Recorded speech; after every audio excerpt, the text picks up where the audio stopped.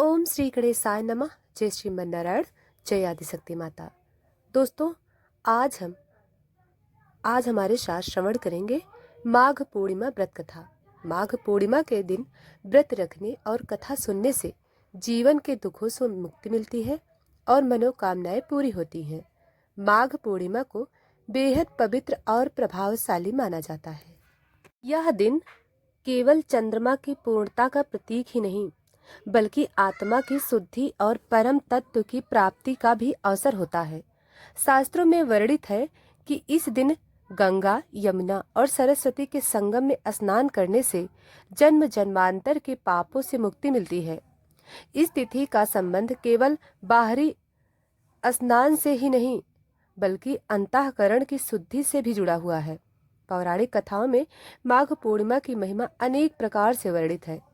देवगण इस पावन तिथि में तीर्थों में वास करते हैं और साधक के प्रत्येक शुभ कार्य का सहस्त्र गुण फल प्रदान करते हैं। व्रत, दान, पूजा और संकल्प के द्वारा जीवन को पवित्र बनाने का यह परम अवसर होता है। खास तौर पर भगवान विष्णु और भगवान शिव की उपासना इस दिन अत्यंत फलदायी मानी जाती है।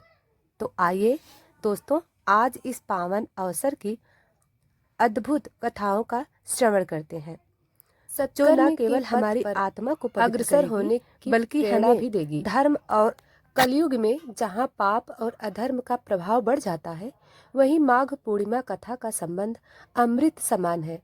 शास्त्रों में कहा गया है कि जो व्यक्ति श्रद्धा भाव से पुण्यकाल में धर्म कथाओं का श्रवण करता है, उसके जन्म जन्मांतर के पाप नष्ट हो जाते हैं और भगवान की कृपा से सभी मनोकामनाएं पूर्ण होती हैं।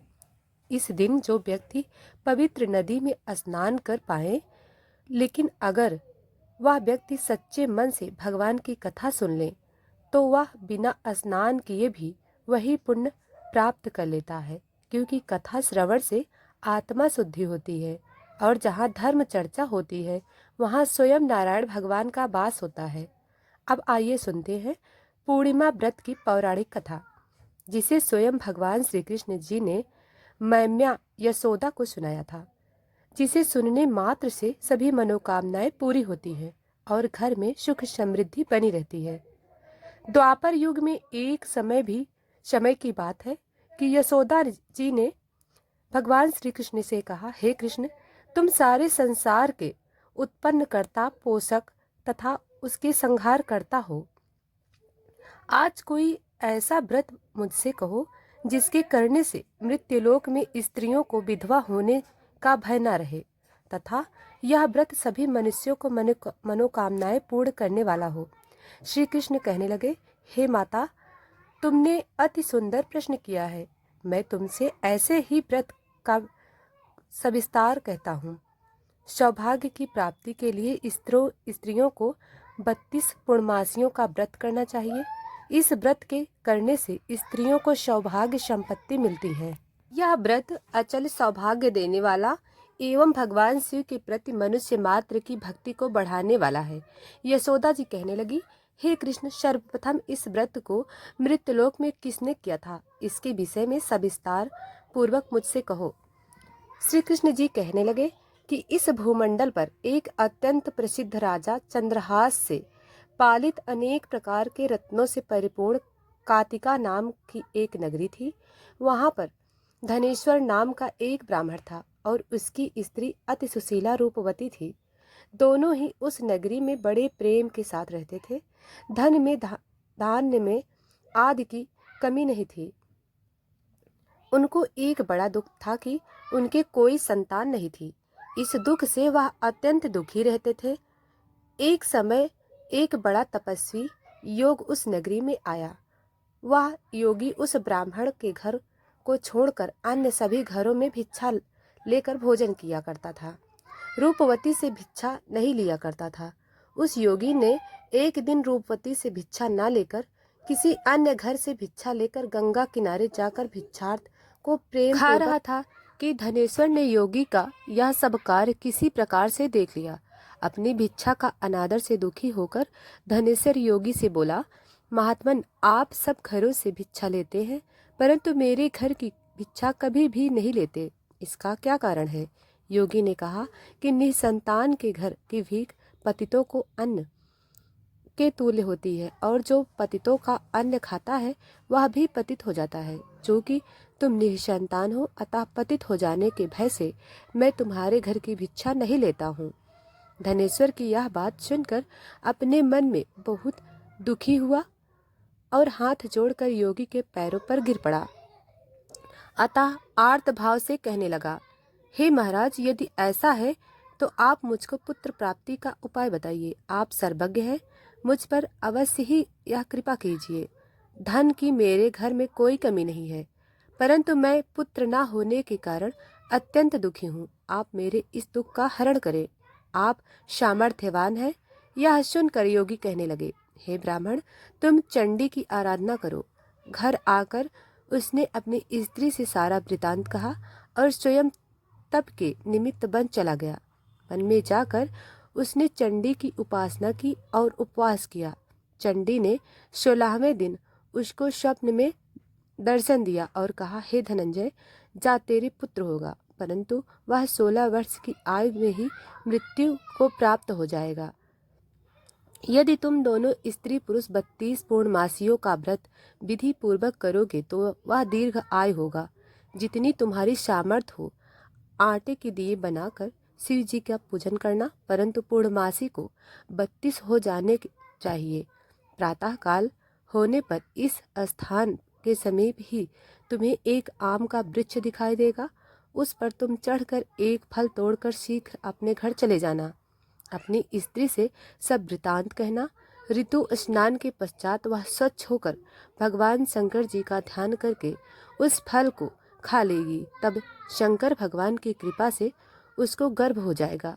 जब वह ब्राह्मण प्रातः काल उठा तो उसने उस स्थान के पास ही एक आम का वृक्ष देखा, जिस पर एक अत्यंत सुंदर आम का फल लगा हुआ था। उस ब्राह्मण ने उस आम के वृक्ष पर चढ़कर उस फल को तोड़ने का प्रयत्न किया, परंतु वृक्ष पर कई बार प्रयत्न करने पर भी वह न चढ़ पाया।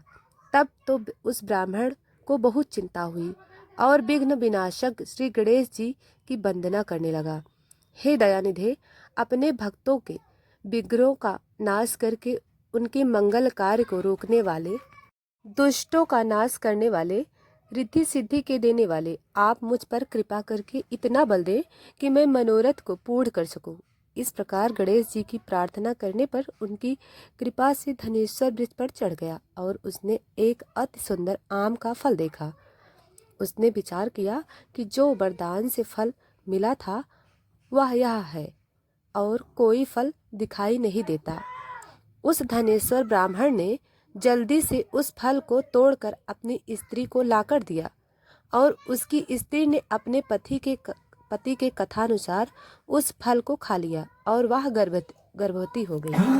देव जी की असीम कृपा से उसे एक अत्यंत सुंदर पुत्र उत्पन्न हुआ, जिसका नाम उन्होंने देवी दास रखा। माता पिता के हर्ष और शोक के साथ वह बालक शुक्ल पक्ष के चंद्रमा की भांति अपने पिता के घर में बढ़ने लगा। भवानी की कृपा से वह बालक बहुत ही सुंदर, सुशील और विद्या पढ़ने में बहुत ही निपुण हो गया। दुर्गा जी की आज्ञा अनुसार उसकी माता ने 32 पूर्णमासी का व्रत रखना प्रारंभ कर दिया था, जिससे उसका पुत्र बड़ी आयु वाला हो जाए।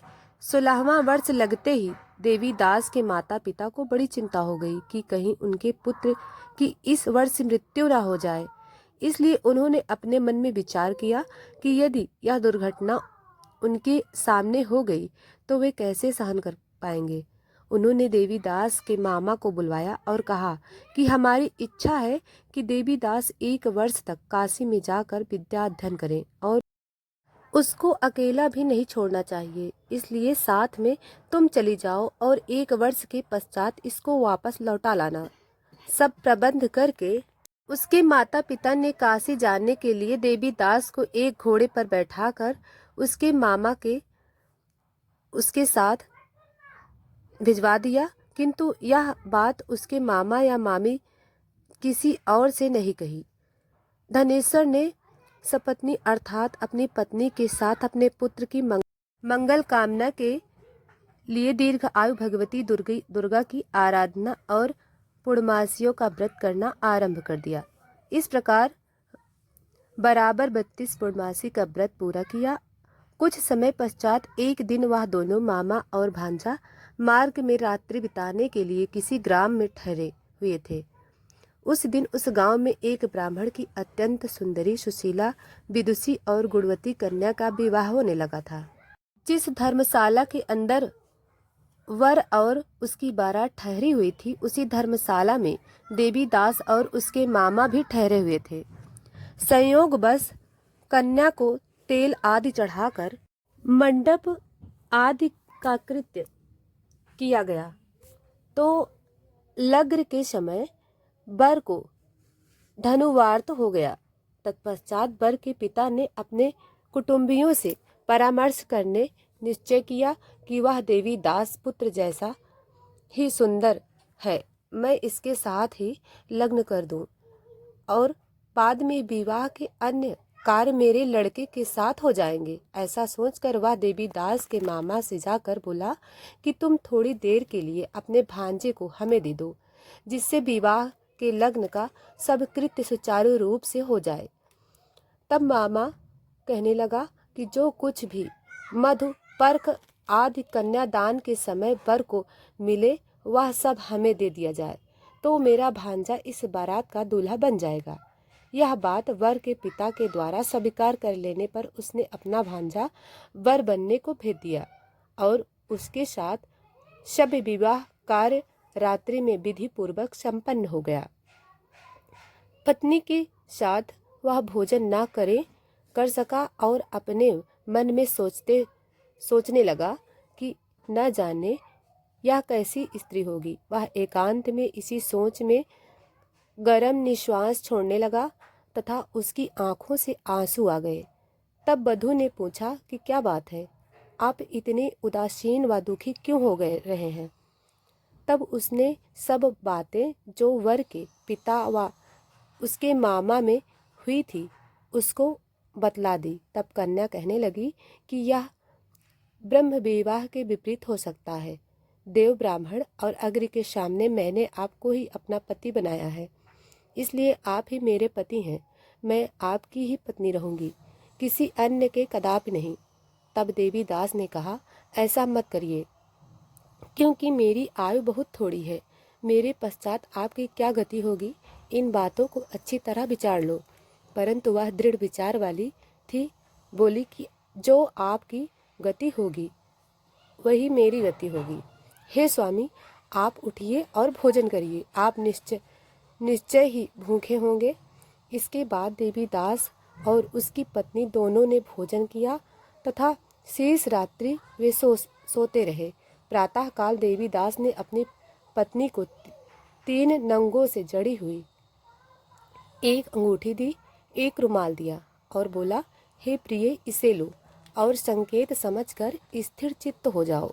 मेरा स्मरण और जीवन जानने के लिए एक पुष्प वाटिका बना लो, उसमें सुगंधि वाली एक नवमल्लिका लगा दो, उसको प्रतिदिन जल से सींचा करो और आनंद के साथ खेलो, कूदो और उत्सव मनाओ। जिस समय उस दिन मेरा प्राणांत होगा ये फूल सूख जाएंगे और जब ये फिर हरे हो जाए तो जान लेना कि मैं जीवित हूँ। यह बात निश्चय करके समझ लेना, इसमें कोई संशय नहीं है। यह समझा कर वह चला गया। प्रातःकाल होते ही वहाँ जब गाजे बाजे बजने लगे और जिस समय विवाह के कार्य समाप्त करने के लिए वर तथा सब बाराती मंडप में आए तो कन्या ने वर को भली प्रकार से देखकर अपने पिता से कहा कि यह मेरा पति नहीं है, मेरा पति वही है जिसके साथ रात्रि में मेरा पाणी ग्रहण हुआ था। इसके साथ मेरा विवाह नहीं हुआ है। यदि वह वही है तो बताइए कि मैंने इसको क्या दिया। मधुपर्क और कन्यादान के समय जो मैंने भूषणादि इन्हें दिए थे उन्हें दिखाइए, तथा रात में मैंने क्या गुप्त बातें कही थी वह सब सुनाइए। पिता ने उसके कथानुसार वर को बुलवाया। कन्या की यह सब बातें सुनकर वह कहने लगा कि मैं जो कुछ नहीं जानता। इसके पश्चात लज्जित होकर वहाँ से चला गया और सारी बारात भी अपमानित होकर वहाँ से लौट गई। भगवान श्री कृष्ण बोले, हे माता, इस प्रकार देवी दास काशी विद्याध्ययन के लिए चला गया। जब कुछ समय बीत गया तो काल से प्रेरित होकर एक सर्प रात्रि के समय उसको डसने के लिए वहां आया। उस विषधर के प्रभाव से उसके शयन का स्थान चारों ओर से विष की ज्वाला से विषैला हो गया, परंतु व्रत राज के प्रभाव से उसको काटने ना पाया, क्योंकि पहले ही उसकी माता ने 32 पूर्णमासी का व्रत कर रखा था।